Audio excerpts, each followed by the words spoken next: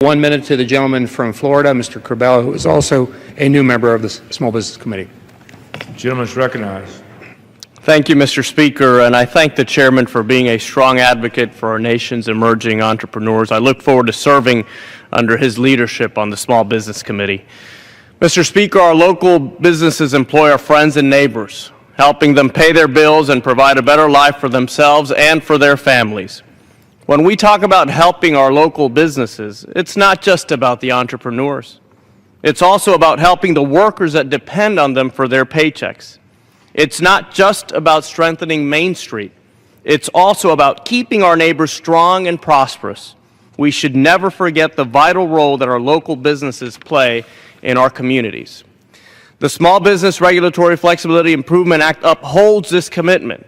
Current law requires an analysis to determine if a new rule could have significant economic impact on a substantial number of small entities.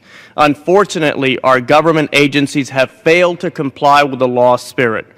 Among its provisions, the underlying legislation targets loopholes agencies use to avoid Regulatory Flexibility Act requirements. It also requires agencies to include assessments on the cumulative impacts a new rule may have on small businesses. Now is the time for us to focus on creating well-paying jobs. Mr. Chairman, we yield the gentleman an additional 30 seconds. Gentleman is recognized for 30 seconds. I thank the gentleman. Now is the time for us to focus on creating well-paying jobs for our communities.